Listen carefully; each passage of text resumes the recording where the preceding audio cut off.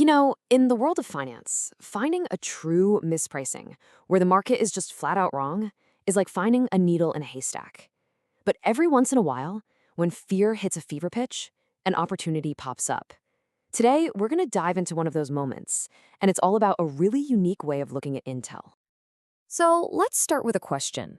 What if you could actually make money, not by betting on a company to succeed, but by betting against an irrational fear of its total collapse? See, this isn't about trying to predict the future. It's about taking advantage of a disconnect, basically arbitraging a feeling. And this slide right here shows you exactly what I'm talking about.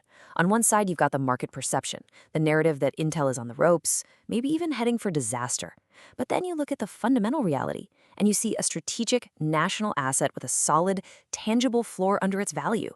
This huge gap between perception and reality, that's where our story really begins. Okay, so how do you actually trade this gap? Well, the strategy is a lot like selling catastrophe insurance. It's not really about being a huge bull on Intel stock. It's more about collecting a payment today for insuring against a disaster that, as we'll see, the data says has probably already passed.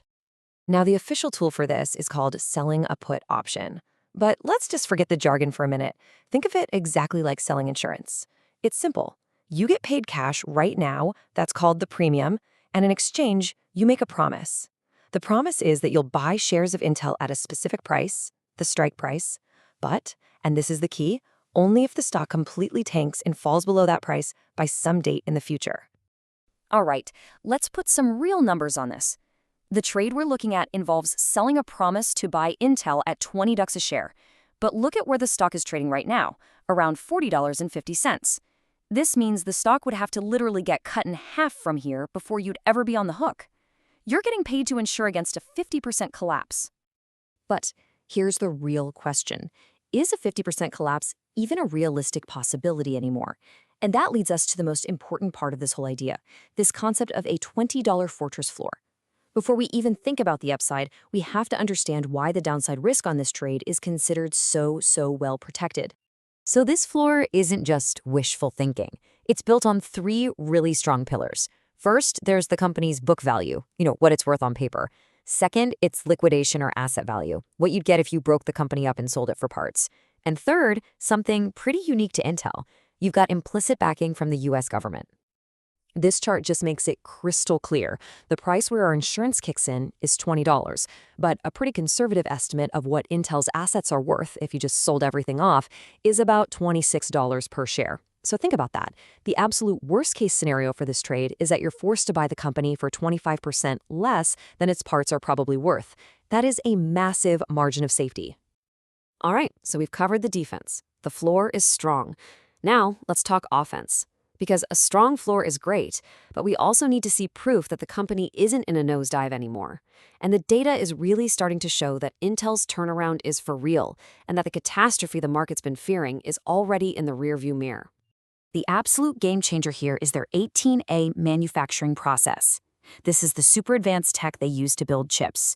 For years, the fear was that Intel's technology was just broken.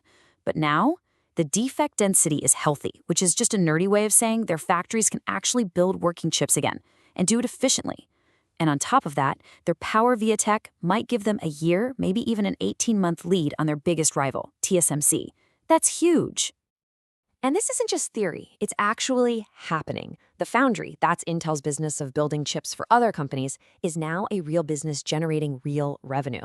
But the absolute killer point here is the Microsoft win. Getting a titan like Microsoft to trust you to build their custom AI chips, well, that's the ultimate stamp of approval.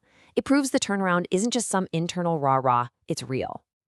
Okay, so the trade feels safe, the company seems to be turning a corner, but how do you turn a pretty small insurance premium into a return that's actually exciting? Well, this is where the pros use a specific tool to unlock the real power of this trade. It's kind of the secret sauce. It all boils down to being smart with your capital. Imagine you promise to pay a friend $100 if it rains tomorrow. A basic, standard margin account would make you put the entire $100 in a locked box, just in case. But a more sophisticated portfolio margin account, it looks at the weather forecast, sees there's only a 1% chance of rain, and says, hey, you only need to lock up a few bucks. It calculates the real risk. And since Intel would have to fall 50%, this account requires way less cash to be tied up as collateral.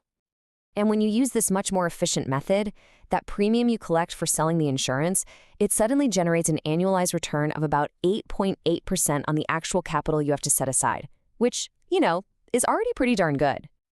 But wait, we're not done yet. There's another layer to this whole thing. Remember that capital you had to set aside as collateral? Well, you don't just let it sit there as dead cash. You can hold it in super safe U.S. Treasury bills. And right now, those are earning you the risk-free rate of about 3.7%. It's like a bonus return. So when you add these two different streams of income together, you get this, a total combined annualized yield of roughly 12.5%. And that's really the magic here. You're layering the insurance premium on top of a risk-free yield to create a double-digit return on a trade whose main requirement is simply that a strategic American company doesn't go completely bankrupt. Now, let's be real for a second. No investment is ever risk-free. So it's super important to be clear about what could actually go wrong and what this trade is really all about at its core. So what are the big risks? Well, maybe that 18A manufacturing process hits a snag and fails to scale up. Or we could fall into a deep global recession that just crushes spending. And if that happens, what's the ultimate penalty? It's called assignment. You'd be forced to buy Intel stock at $20 a share. But as we've already established, that's a price that's basically its book value and a huge discount to what its assets are worth. For a lot of people, that's not a disaster. It's the start of a great long-term value investment.